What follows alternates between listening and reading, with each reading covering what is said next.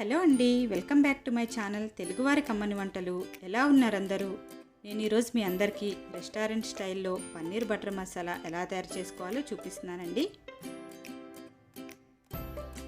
దానికోసం కావలసిన పదార్థాలు, నేను ఇక్కడ 200 గ్రామ్స్ పన్నీర్ని తీసుకున్నాను. అలాగే 2 మీడియం సైజ్ కట్ చేసి పెట్టుకున్న ఆనియన్స్, 2 టొమాటోలు, 2 చిన్న దాల్చిన చెక్క, 2 ఇలాచి, 3 లవంగాలు, 10 జీడిపప్పులు, 2 స్పూన్ల ఎండు కొబ్బరి పొడి, 2 స్పూన్ల అల్లం వెల్లుల్లి పేస్ట్, 2 స్పూన్ల బటర్, 2 స్పూన్ల నెయ్యిని తీసుకున్నాను.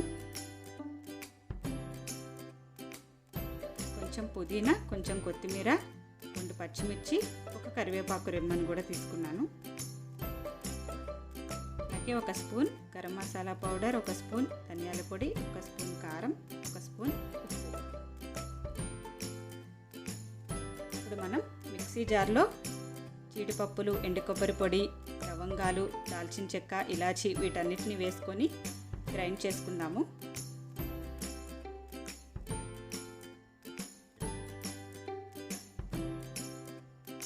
ఇక్కడ నేను థిక్ కన్సిస్టెన్సీ కోసం కొంచెం వాటర్ని కూడా యాడ్ చేసుకున్నానండి. పేస్ట్ లాగా గ్రైండ్ చేసుకుందాం. కాజు కొబ్బరి పేస్ట్ రెడీ అయిపోయింది. ఇప్పుడు ప్రాసెస్ స్టార్ట్ చేసేసుకుందాము. స్టవ్ ఆన్ చేసుకొని కడాయిని పెట్టుకొని నేను ఇక్కడ 2 స్పూన్ల నెయ్యిని యాడ్ చేస్తున్నానండి. మీరు నేతికి బదులుగా బటర్ని కూడా యాడ్ చేసుకోవచ్చు.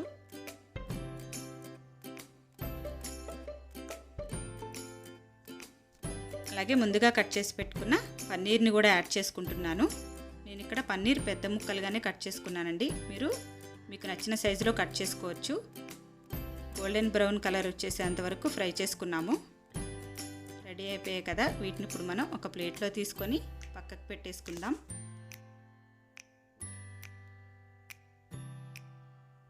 ఇప్పుడు ఇదే నెయ్యిలో కట్ చేసి పెట్టుకున్న పచ్చిమిర్చి ముక్కలు,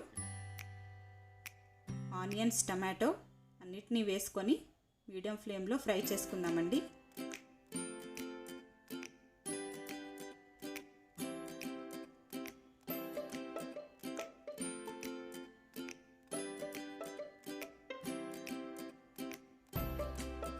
½ టీ స్పూన్ ఉప్పును కూడా యాడ్ చేసుకున్నాను.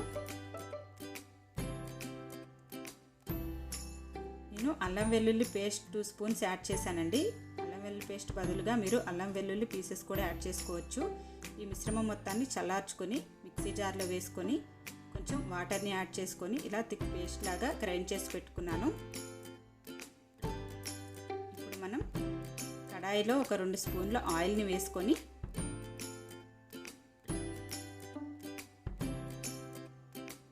హీట్ అయిన తర్వాత గ్రైండ్ చేసి పెట్టుకున్న టొమాటో ఆనియన్ పేస్ట్ని వేసేసుకుందాము. కొంచెం వాటర్ని కూడా యాడ్ చేసుకున్నాను. మనం గ్రేవీ ఎక్కువ కావాలి అనుకుంటే కొంచెం ఎక్కువ వాటర్ కూడా యాడ్ చేసుకోవచ్చు. మిశ్రమం మొత్తాన్ని సిమ్లో ఉంచుకొని ఆయిల్ పైకి వచ్చేంత వరకు ఉడికించుకుందాం మూత పెట్టుకొని.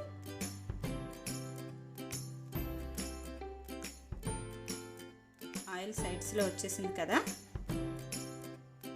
మనం ముందుగా గ్రైండ్ చేసి పెట్టుకున్న కాజు కొబ్బరి పేస్ట్ వేసుకుందాము. అలాగే మసాలాలన్నిటిని కూడా యాడ్ చేసేసుకుందాం.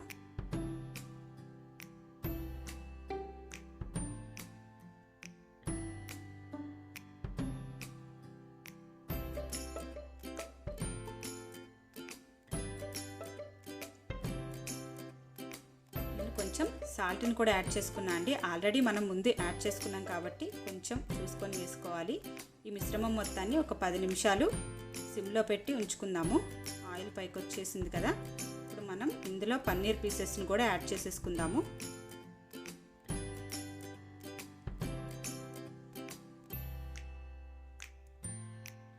మిక్స్ చేసేసుకుందాం. అంతే అండి, రెడీ అయిపోయింది. నేను లాస్ట్లో బటర్ని కూడా యాడ్ చేసుకున్నాను.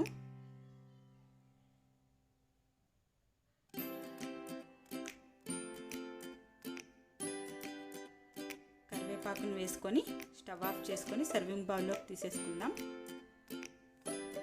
నేను ఇక్కడ పుదీనా కొత్తిమీరను కూడా యాడ్ చేశానండి. ఆ క్లిప్ మిస్ అయింది. చూసారు కదండి, రెస్టారెంట్ స్టైల్లో పన్నీర్ బటర్ మసాలా రెడీ అయిపోయింది. ఈ కర్రీ మనకి చపాతీలో, రైస్లో చాలా టేస్టీగా ఉంటుందండి. ఈ వీడియో కనుక మీకు నచ్చినట్లయితే please like, share and subscribe to my channel Telugu వారి కమ్మని వంటలు. నేను చేసే మరిన్ని వీడియో అప్డేట్స్ కోసం పక్కనే ఉన్న బెల్ సింబల్ని క్లిక్ చేయండి.